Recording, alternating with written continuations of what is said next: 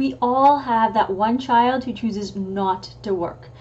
Hey there, I'm Charlotte with Colorful Teaching for You, and today we're going to look at how to motivate children who choose not to work or who refuse to work. Now, when you have that one child, you're either going to see them either, sleeping on their desks, or they're just going to be talking to other kids and thereby distracting others around them. And so we spend our entire time just working on classroom management. There have been teachers, when I've asked for support, have said, well, you can't reach every single child.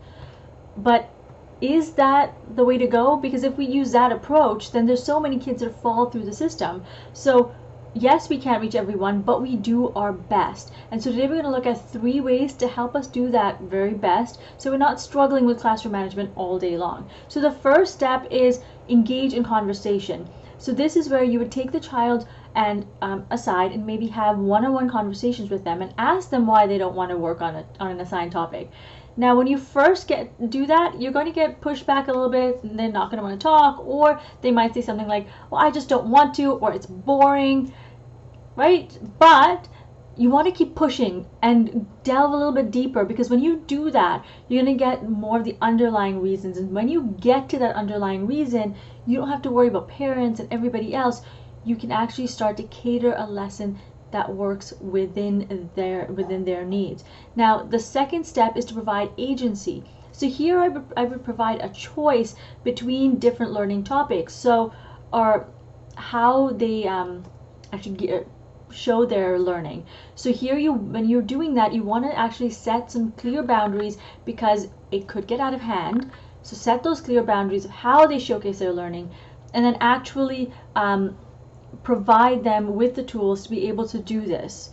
This is going to engage them in learning, and it's going to have them want to be there, because they've now taken ownership. It's their learning time. It is what they want to do, right?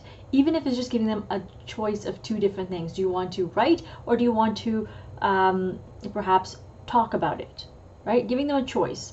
The third one is integrate their interests. So if they're interested in cars, for example, then let's have a conversation about, let's say I'm talking about culture today. Well, we can talk about different cars in different cultures. We can talk about the role that, say, cars have in a cultural system, or we can have a conversation about class-based system within a culture, and who can and cannot afford specific types of cars.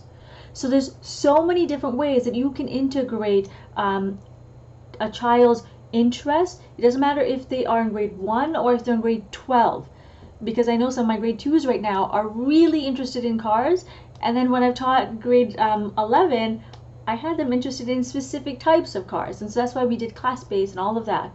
So look at what they're interested in and integrate that into your curriculum. So let's recap really quickly. We looked at the importance of motivating kids who don't want to work or refuse to work. We've looked at 3 different ways that you can do that. One of them is to engage in conversation, the second is to provide agency, and the third is to integrate interests, so their interests. If you have any questions, please feel free to contact me. In the meantime, remember to create, experience, and teach from the heart. Thank you so much for joining me. Take care.